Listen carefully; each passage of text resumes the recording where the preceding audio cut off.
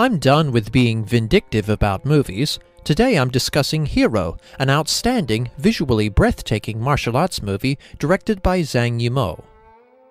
Over 2,000 years ago, ancient China consists of 6 major kingdoms. The King of Qin, the most powerful kingdom, is threatened by 3 assassins, Sky, Broken Sword, and Flying Snow. But Nameless, Jet Li, a prefect and master swordsman, is granted an audience with the king after defeating all 3 assassins. Much of the film is shown through flashbacks, as Nameless recounts his journey and battles. Hero may have some of the best art direction in movie history. The most notable feature of Hero is its color-coded aesthetic. Each segment of the film is awash with a predominant color, such as red, green, blue, gray, or gold. Though the locations and costumes often stay the same, these shifting colors constantly provide new and striking visuals. The bold color scheme, grand set pieces, extravagant costumes, beautiful cinematography, and the sheer epic scope all make this film a feast for the eyes. Furthermore, the morphing visuals complement the film's evolving screenplay. The action is incredible and exceedingly well choreographed. The numerous fight scenes have power, grace, and precision coursing through them, and the film has much to say about swordplay being an art form for the pursuit of inner harmony. The first fight scene, which has Nameless battling Sky, Donnie Yen, is the best one due to its frenzied energy, but most of the following fights, such as the library fight, the siege on Qin Castle, the fight at the Qin encampment, and the battle in the Autumn Forest, are still really awesome. The only fight scene I don't like is the duel over the lake between Nameless and Broken Sword, Tony Leung. The location is breathtaking and the wirework is very impressive, but the way the combatants jump and drift lazily about makes this scene feel languid and aimless. Otherwise, the action in Hero is exceptional.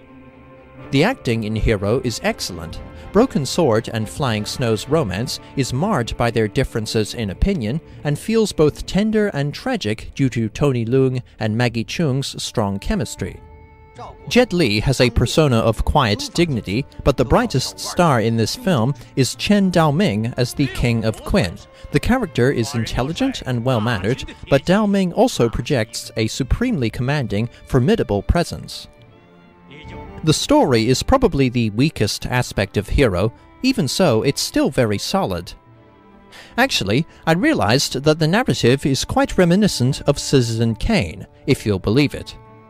Like Citizen Kane, Hero's narrative has a basic framework, in this case Nameless defeating 3 assassins, but the film displays new interpretations of that backbone, along with altered flashbacks, as Nameless's story changes.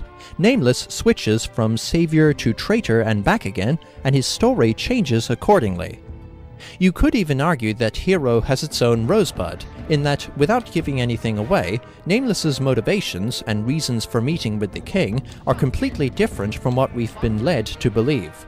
The film is quite ingenious in the way it strings us along and then surprises us with a whole new perspective. Like Citizen Kane, Hero revises itself as the film progresses, but not in the sense that the screenwriters are bad at their jobs. The absolute truth of Charles Foster Kane's life has died with him, so the overlapping and often conflicting flashbacks from his associates are clearly the products of unreliable narrators. In Hero, on the other hand, the backtracking, reinterpretation, and changing flashbacks occur organically to reveal the full picture of Nameless's quest. Hero is very cleverly written in the way it surprises the viewer with compelling new developments and keeps reinventing its own formula. But I had problems with Citizen Kane's narrative, and I also have problems with Hero's narrative. To discuss these flaws, I need to use spoilers, so keep that in mind. For starters, I wish Donnie Yen had a bigger role in this film. Yen is a great actor and a phenomenal martial artist, and in a story that requires Nameless to kill/work with 3 assassins in order to achieve his goals, Yen's role as Sky, the first assassin, just feels too limited. Ziyi Zhang's character Moon is also quite limited. She feels more like an accessory to the plot than a developed character. Hero is also rather stingy with certain details. It turns out that Nameless, a native of the Zhao kingdom, did not kill the assassins to bring security to Qin, but rather to get close enough to the king in order to kill him himself. It is revealed that Sky and Flying Snow are even cooperating with Nameless.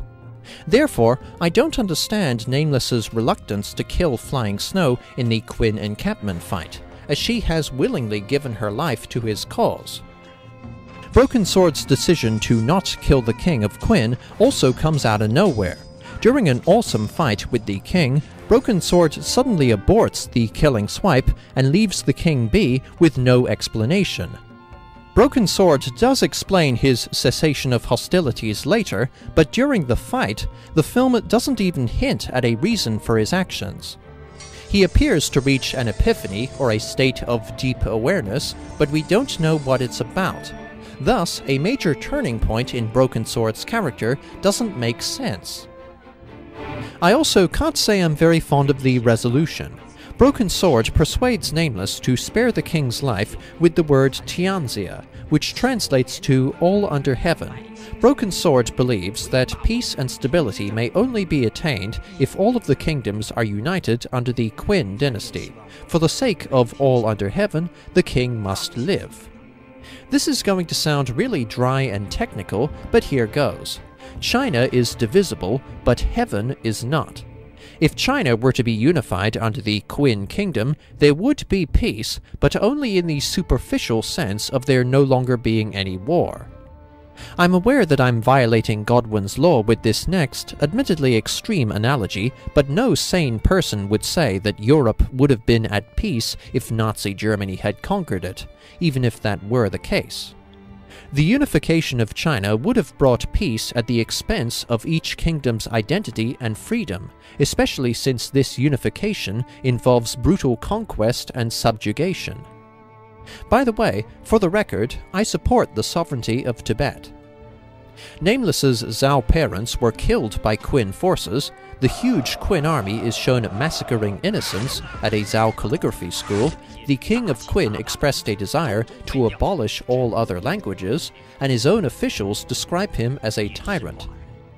Returning to all under heaven, if Nameless had killed the king of Qin and ended his cruel expansion, even just temporarily, then the kingdoms would have been secure and at peace, like Broken Sword wanted, and with their freedom and sovereignty intact.